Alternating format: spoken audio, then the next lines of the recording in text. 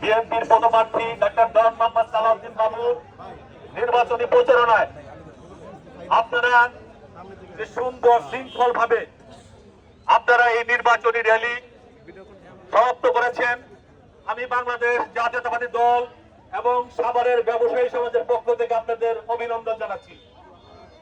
প্রিয় সাথী ও বন্ধুগণ, আপনারা দীর্ঘ একটি মাস যাবৎ মানুষের দ্বারে দ্বারে যাচ্ছেন, ভোট প্রার্থনা করছেন। ইনশাআল্লাহ আর মাত্র 3টা দিন বাকি আছে।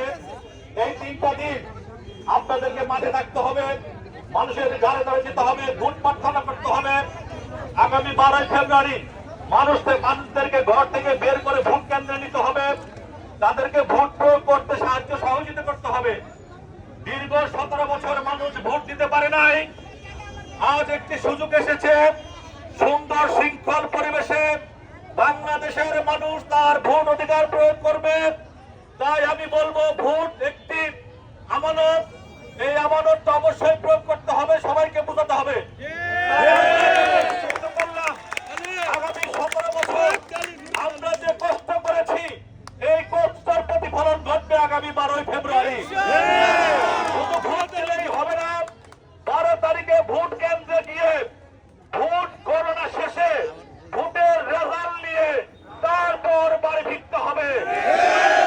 ইনশাআল্লাহ আগামী আর 3টা দিন আমরা কষ্ট করব।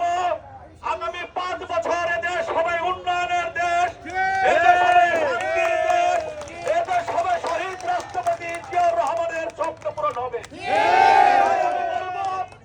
আগামী 3টা দিন আপনারা একটু কষ্ট করুন, ডক্টর ডন মোহাম্মদ সালাউদ্দিন বাবুকে ধানের শীষে ভোট দিয়ে বাংলাদেশের সর্বোচ্চ ভোটের ব্যবধানে ইনশাআল্লাহ ঢাকা 19 সাভার আশুলিয়ায় ডক্টর ডন মোহাম্মদ সালাউদ্দিন জিতবে।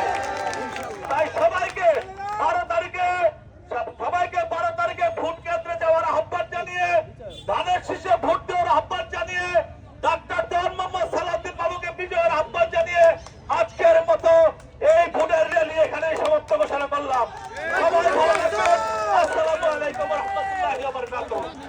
ধন্যবাদ সবাইকে।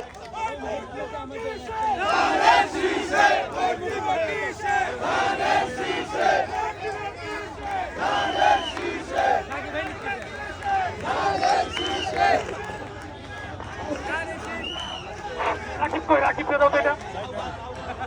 ঠিক আছে, ঠিক আছে। বন্ধ করে ভোট